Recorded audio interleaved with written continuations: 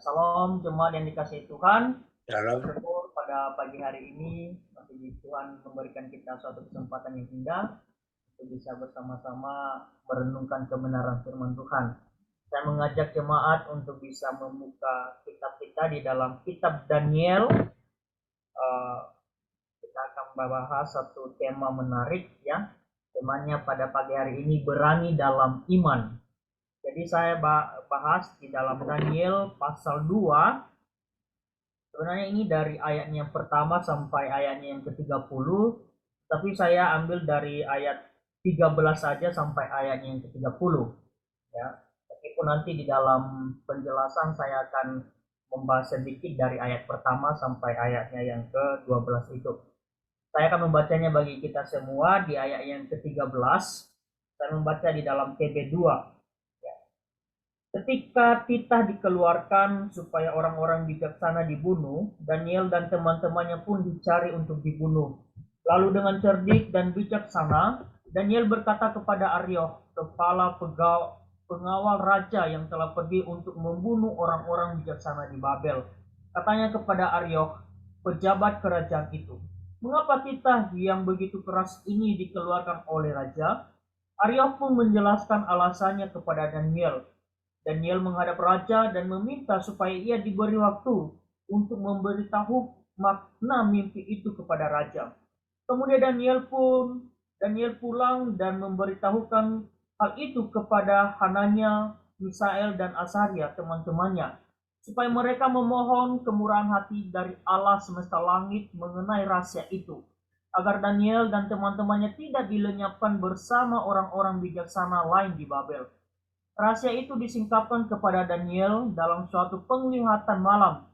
Daniel pun memuji Allah semesta langit. Berkatalah Daniel, terpujilah nama Allah dari selama-lamanya sampai selama-lamanya, sebab dari dialah hikmat dan kekuatan. Dia mengubah saat dan waktu. Dia memecat dan mengangkat raja. Dia memberi hikmat kepada orang bijaksana dan pengetahuan kepada orang berpengertian. Dialah yang menyingkapkan hal-hal yang terdalam dan tersembunyi. Dia tahu apa yang ada dalam gelap, dan terang ada padanya. Ya Allah nenek moyangku, aku memuji dan memuliakan Engkau, sebab Engkau telah mengaruniakan kepadaku hikmat dan kekuatan, dan telah memberitahukan kepadaku sekarang apa yang kami mohon kepadamu dengan memberitahukan kepada kami persoalan raja. Sebab itu Daniel pergi kepada Arioch yang ditugaskan raja untuk melenyapkan orang-orang bijaksana di Babel. Ia pergi serta berkata kepadanya, jangan kau lenyapkan orang-orang bijaksana di Babel. Bawalah aku menghadap raja, dan aku akan memberitahukan kepada raja makna mimpi itu. Arioch pun segera membawa Daniel menghadap raja, serta berkata kepada raja, aku telah menemukan seorang dari antara orang buangan dari Yehuda yang dapat memberitahu makna mimpi itu kepada raja. Berkatalah raja kepada Daniel yang juga bernama Belsazar, sanggupkah engkau memberitahukan kepadaku mimpi yang telah kulihat itu dan maknanya? Jawab Daniel kepada raja, katanya, rahasia yang ditanyakan tuanku raja tidak dapat diberitahukan kepada raja oleh orang bijaksana, tukang jampi, ahli ilmu gaib, atau ahli nujum. Tetapi di surga ada Allah yang menyingkapkan rahasia-rahasia. Ia telah memberitahukan kepada tuanku raja Nebukadnezar apa yang akan terjadi pada hari-hari terkemudian. Inilah mimpi dan penglihatan-penglihatan yang tuanku lihat di tempat tidur. Sementara tuanku di tempat tidur, ya tuanku raja, timbullah pikiran-pikiran tuanku tentang apa yang akan terjadi di kemudian hari. Dia yang menyingkapkan rahasia-rahasia telah memberitahukan kepada tuanku apa yang akan terjadi. Adapun aku, kepadaku telah disingkapkan rahasia itu, bukan karena hikmat yang ada padaku melebihi hikmat semua orang yang hidup, tetapi supaya maknanya diberitahukan kepada tuanku raja, dan tuanku mengenal pikiran-pikiran tuanku. Amin untuk sejauh kebenaran firman Tuhan. Jemaat yang dikasihi Tuhan, semua orang pasti pernah bermimpi ya. Semua orang pasti pernah bermimpi, mulai dari yang membahagiakan ataupun yang menakutkan. yang bisa membuat saudara itu terbangun dari tempat tidur. Hingga kini pun di dalam penelitian itu masih terus menggali lebih dalam mengenai berbagai hal yang berkaitan dengan mimpi. Sebenarnya apa sih mimpi dan kenapa bisa terjadi? Di dalam beberapa pengertian saya cari, itu mimpi adalah gambaran, pikiran, dan emosi yang dialami seseorang selama tidur. Biasanya ini terjadi pada tahap tidur rapid eye movement, yakni tahap tidur yang membuat nafas jadi lebih cepat atau tidak teratur, dan juga mata tergerak ke segala arah dengan cepat. Mimpi juga tampaknya menghilangkan rasa sakit dari episode dan emosional yang begitu sulit, bahkan juga traumatis yang terjadi sepanjang hari. Kemudian menawarkan ketenangan emosional saat saudara merasa bangun pada keesokan paginya. Lalu sebagai pertanyaan, apa yang dialami oleh Raja Nebukadnezar ketika dia bermimpi? Apakah ketika dia bangun dia merasa tenang dan nyaman? Pastinya tidak. Dia begitu gelisah. Dia begitu gelisah di sepanjang perjalanan ketika dia bangun, dia begitu tidak nyaman.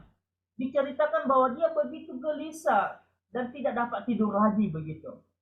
Berarti mimpi raja ini kelihatannya bukan mimpi yang biasa, tetapi suatu mimpi yang membuat hatinya itu gentar di dalam melangkah. Cuma yang dikasih Tuhan, jika kita bertanya, apa yang tidak dimiliki oleh Nebukadnezar ini, oleh Raja Nebukadnezar ini? Kekayaan, kemuliaan, kejayaan, bahkan tempat tidurnya pun dilindungi oleh para bodyguard. Semua dia miliki, namun ternyata semua ini tidak membuat jiwanya tenang. Oleh karena apa? Oleh karena mimpi. Ya, oleh karena mimpi. Dan raja pun menyadari mimpinya yang begitu lain dari sebelumnya. Sehingga dia segera memerintahkan orang-orang bijak, orang-orang yang berilmu, orang-orang yang tukang sihir, orang-orang yang beramal untuk mengartikan apa mimpi, apa arti dari mimpi raja tersebut. Di dalam ayat 2 dikatakan, lalu raja menyuruh memanggil para ahli ilmu gaib, tukang jampi, ahli sihir, dan para kasdim untuk menerangkan mimpinya itu kepadanya. Mereka pun datang dan berdiri di hadapan raja. Jadi di sini raja ini memanggil orang-orang yang dapat bisa mengartikan apa yang dimimpikan oleh raja. Tetapi setelah raja mengatakan hal tersebut, dia ketika dikatakan raja berkata kepada mereka, aku telah bermimpi, ya, dan hatiku gelisah karena ingin mengetahui mimpi itu. Jadi saudara yang dikasihi Tuhan, ini hal yang dialami oleh Raja Nebukadnezar pada waktu itu. Saudara setelah mendengarkan akan pujian dan dari orang-orang bijaksana itu, dari orang-orang yang raja itu minta untuk mengartikan akan mimpi itu, ternyata mereka tidak tahu apa arti dari mimpi Raja Nebukadnezar tersebut. Justru sebaliknya ini raja yang mendengarkan kalimat itu begitu murka dan luar biasa bagi orang-orang tersebut. Sehingga dia mengancam akan dimutilasi tubuhnya dan bahkan semua anggota keluarga dan kekayaannya itu akan dihancurkan jikalau dua permintaan raja ini tidak dikabulkan. Yang pertama yaitu untuk mengatakan apa arti mimpinya, dan yang kedua untuk mengartikan mimpi tersebut. Saudara, permintaan raja ini begitu berat, luar biasa. Bahkan lebih berat daripada permintaan Firaun pada waktu di zaman Yusuf. Kalau Firaun langsung itu menceritakan mimpinya, dan Yusuf hanyalah mengartikan akan arti mimpi dari Firaun. Tetapi Raja Nebukadnezar ini mau kedua-keduanya gitu. Mengatakan mimpinya dan juga apa arti dari mimpi itu. Saudara, lalu timbul satu pertanyaan bagi kita. Apakah raja telah lupa akan mimpinya ketika sepanjang perjalanan di dalam melangkah? Ada penafsir yang mengatakan bahwa mungkin lupa. Tetapi kalau kita perhatikan di ayatnya yang ke-46, itu sangat jelas dikatakan bahwa lalu sujudlah Raja Nebukadnezar dan menyembah Daniel. ia juga menitahkan untuk mempersembahkan kurban dan wangi-wangian kepadanya. Berarti ini sangat terbukti bahwa Raja Nebukadnezar ini masih ingat, ya, masih ingat mimpinya. Ingat setelah diartikan kedua-duanya oleh Daniel, Raja begitu kagum akan Daniel dan langsung bersujud di hadapan Tuhan. Saudara, lalu kenapa Raja mengeluarkan dua permintaan yang begitu berat? Kelihatannya di sini Nebukadnezar ini sudah sering ditipu oleh tukang ramal, ahli sihir, ya, oleh tukang-tukang yang mengartikan akan mimpi begitu. Jadi di sini menjadi orang bijaksana itu untuk dikerjakan di Istana Babel itu begitu sulit. Mereka tidak hanya dituntut cerdas alami, tetapi juga mengetahui pengetahuan yang baik di bidang ilmu pengetahuan, pengobatan, melainkan juga di dunia roh yang tidak kelihatan. Jadi para ahli nujum ini, ahli sihir ini, tukang jampi ini yang mengabadikan hidupnya kepada setan sebenarnya dan meminta pertolongan darinya. Jadi saudara tahulah sifat setan seperti apa. Selalu mengabulkan apa yang diminta oleh orang. Kenapa? Karena kuasa setan juga dibawa dari kuasa Allah sebenarnya. Dengan kata lain itu kejahatan yang begitu besar masih dibatasi oleh kuasa Tuhan. Jadi pekerjaan-pekerjaan yang dilakukan oleh ahli-ahli gaib ini, tukang cantik ini, ahli sihir dan para kasdim ini dikuasai oleh kegelapan sebenarnya. Sehingga mereka pun tidak mengerti apa yang Raja Nebukadnezar itu mimpikan dan mereka tidak tahu bisa mengartikan, tidak bisa mengartikan apa yang dimimpikan oleh Raja Nebukadnezar. Jadi pekerjaan setan ini seringkali begitu membingungkan ya. Kadang-kadang juga benar dan kadang-kadang juga salah. Namanya aja setan ya. Setan yang pasti menyesatkan begitu. Karena apalagi orang-orang yang di dalam kepemimpinan Raja Nebukadnezar ini benar-benar orang yang masih belum mengenal Allah begitu. Belum mengenal Tuhan yang sebenarnya. Sehingga ilmu-ilmu mereka pun ya pastinya berasal dari si jahat begitu, dari iblis begitu. Jadi di dalam bagian yang telah kita baca ini, kita akan melihat kehebatan iman Daniel yang sebenarnya di dalam menghadapi krisis kematiannya. Dalam menghadapi krisis kematiannya maupun teman-temannya pada waktu itu. Jadi waktu Daniel mendengar ancaman raja untuk membunuh semua orang-orang bijaksana di dalam kerajaannya. Kalau kita melihat tadi di ayat 12 di sana dikatakan, raja pun menjadi sangat geram dan murka karena hal itu. Lalu ia menitahkan untuk melenyapkan semua orang bijaksana di Babel. Jadi ini suatu perintah raja karena tidak tahu tadi arti yang diberikan oleh ilmu-ilmu gaib tukang-tukang jampi ini, sehingga raja menitahkan untuk membunuh begitu, untuk membunuh semua di orang-orang bijaksana yang ada di Babel. Maka Daniel pun begitu terkejut begitu. Kelihatannya sampai di sini pun kalau Daniel itu benar-benar tidak mengerti karena tidak bersama-sama dengan orang bijaksana pada saat dipanggil begitu, dipanggil oleh raja. Sehingga Daniel begitu kaget dan sampai bertanya kepada Aryok sebagai pemimpin bodyguard raja itu yang diperintahkan untuk dibunuh orang-orang bijaksana di Babel di ayat 14. Lalu dengan cerdik dan bijaksana Daniel berkata kepada Aryok, kenapa kepala pengawal raja yang telah berdiri untuk membunuh orang-orang bijaksana di Babel? Katanya kepada Aryok, pejabat kerajaan itu, mengapa titah yang begitu keras ini dikeluarkan oleh raja? Aryok pun menjelaskan alasan kepada Daniel. Jadi dikatakan bahwa Daniel berkata dengan cerdik dan bijaksana pada saat bertemu dengan Aryok, seorang kepala bodyguard dari raja. Pada waktu sedang murka ya, karena menjalankan perintah raja. Dan sekali lagi sifat lemah lembut dan bijaksana dari Daniel ini mengubahkan Aryok ya. Aryok yang pasti saat itu jika Daniel tidak bersikap bijaksana pasti juga akan segera dibunuh, akan segera dipenggal kepalanya. Jadi saudara yang dikasihi Tuhan, ini salah satu sikap penuh kasih dan lemah lembut yang dilakukan oleh Daniel. sehingga dia pun tidak dibunuh, tidak dimusnahkan begitu. Dan akhirnya Arioch ini menjelaskan di ayatnya yang ke-15 tadi, Arioch ini menjelaskan semuanya kepada Daniel dan bahkan mau mengizinkan Daniel untuk bertemu dengan raja. Saudara yang dikasihi Tuhan, Daniel pun menghadap raja. Ya, pada waktu itu Daniel menghadap raja dengan begitu sebenarnya gentar takut, ya. Karena dia ini salah satu juga orang-orang bijaksana di Babel itu pada waktu itu. Tetapi Daniel ini menghadap raja dan meminta waktu untuk memberitahukan mimpi itu. Saudara yang dikasihi Tuhan, di dalam Alkitab tidak merekam kalimat yang kasar yang keluar dari mulut Nebukadnezar, seperti yang dia ucapkan kepada ahli-ahli orang-orang gaib itu, tukang-tukang campi, ahli-ahli sihir.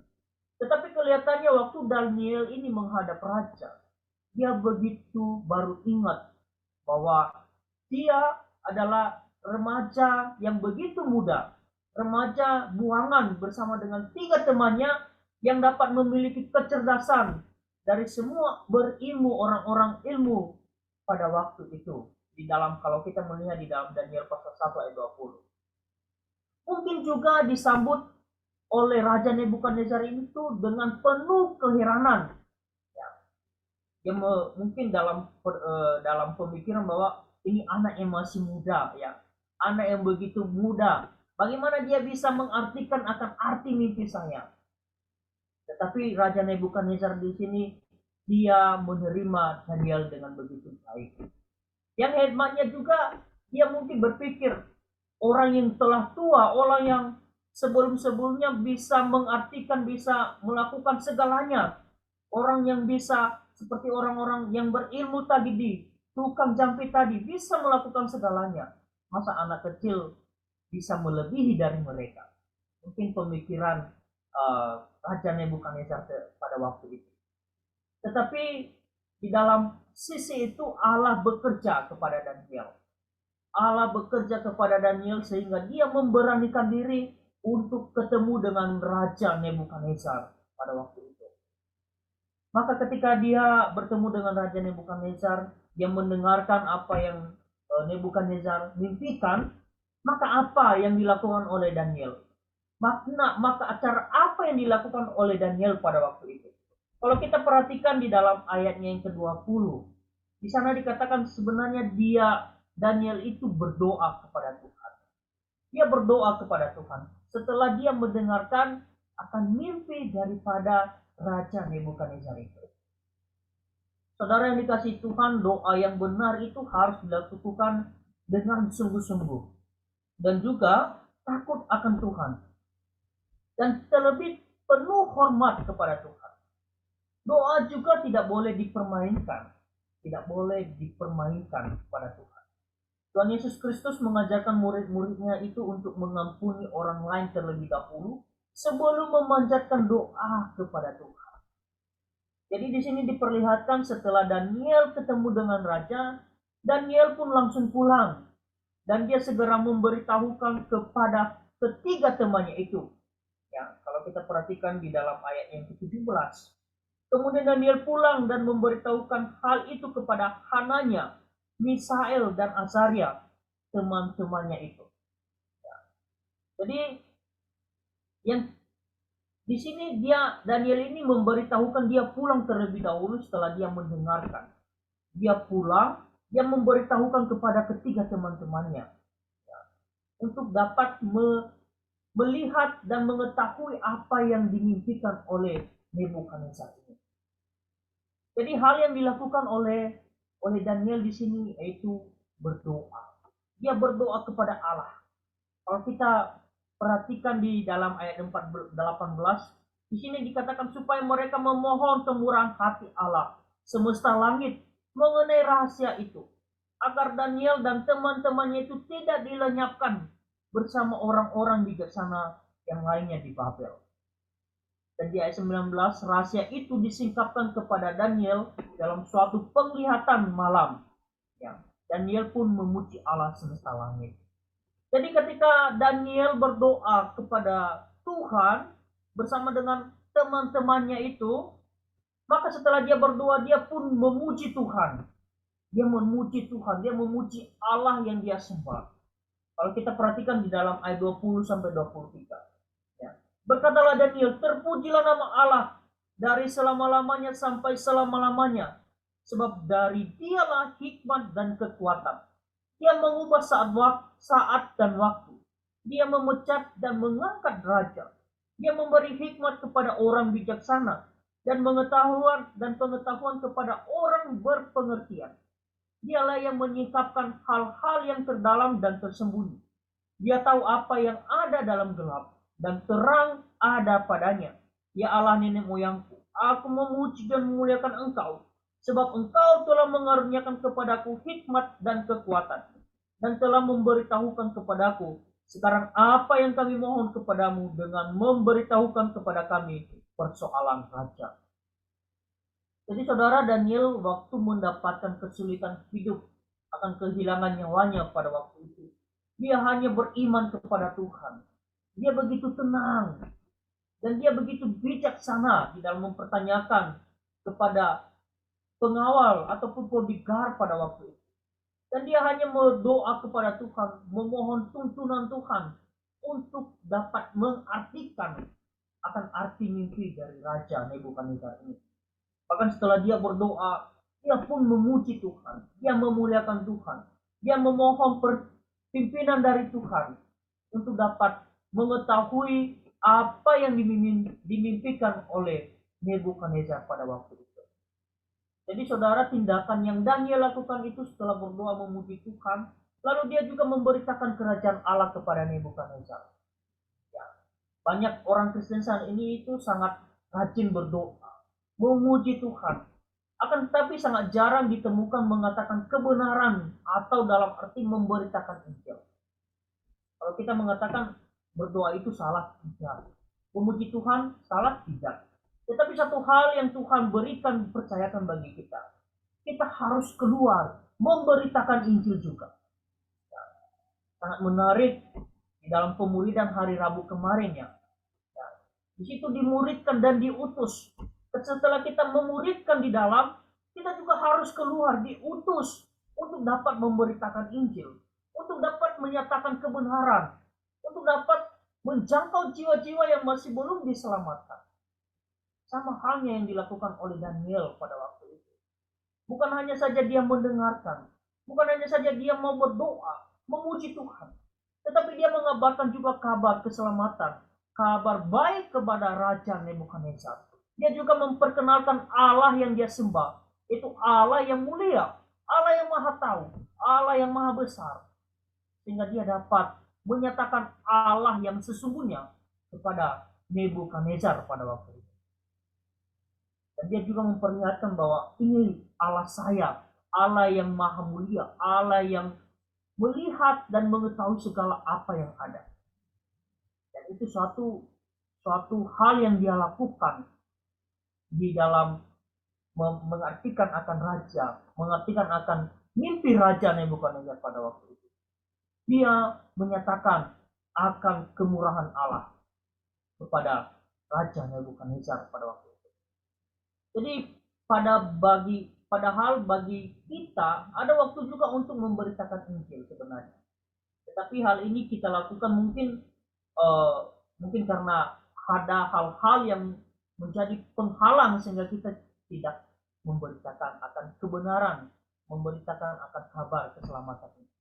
Jadi saudara, setelah Daniel berdoa, maka Allah menyatakan jawabannya, dan segera Daniel itu sekali lagi memberitahukan kepada pengawal untuk dapat dibawa dan menghadap kepada raja. Kalau kita perhatikan di ayat 24 dan 25 dan juga 26, ia dapat mengartikan apa yang dapat dimimpikan oleh raja. Kalau kita baca kelanjutan dari teks ini di dalam ayat 31 sampai 49, itu sebenarnya Daniel itu mengartikan, mengetahui mimpi raja dan mengartikan semua apa yang dimimpikan oleh raja.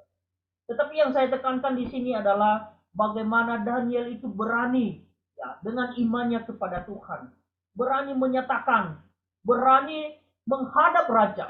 Sekalipun raja begitu murka pada waktu itu oleh karena tidak mengetahui, tidak dapat mengartikan akan mimpinya.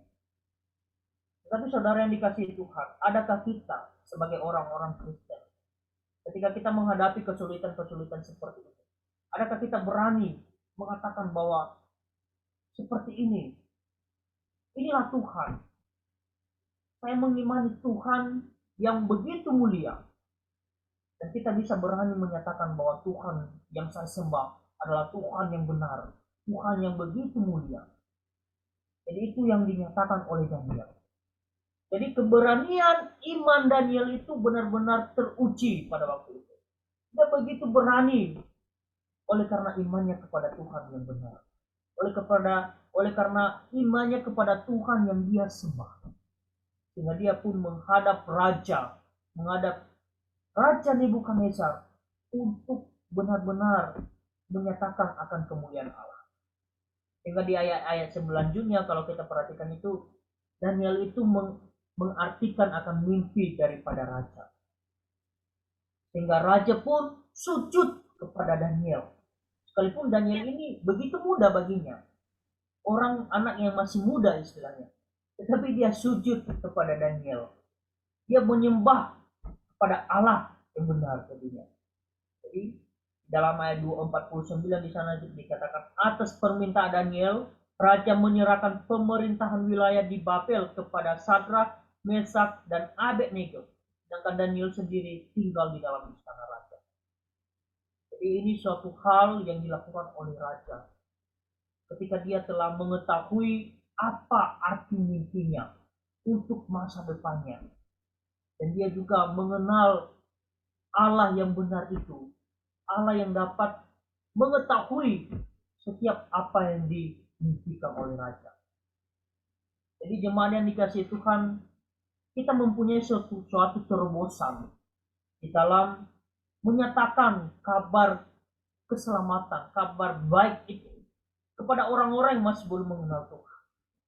Kita harus berani dengan iman bahwa orang yang masih belum mengenal Tuhan itu harus juga benar-benar percaya. Kita menyatakan kabar keselamatan itu. Kita mengabarkan kabar baik itu. Sehingga orang-orang di luar sana pun dapat bisa diselamatkan. Kita juga sama-sama bisa mengenal Tuhan. Kita bisa sama-sama bisa menyembah Allah yang benar. Dan inilah yang dikatakan oleh Daniel kepada raja. Dan sehingga dia bisa mengartikan akan hati raja yang begitu gelisah pada waktu itu. Karena mimpinya yang masih belum dapat bisa diambil. Tetapi melalui Daniel, dia menyatakan kasih Allah, dia memuliakan Allah, dia menyembah Allah. Sehingga dia dapat mengartikan akan setiap mimpi yang dimimpikan oleh Raja Nebukadnezar pada waktu itu.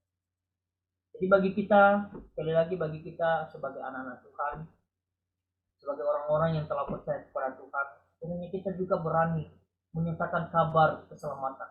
Berani dengan iman menyatakan apa yang Tuhan kehendaki bagi kita.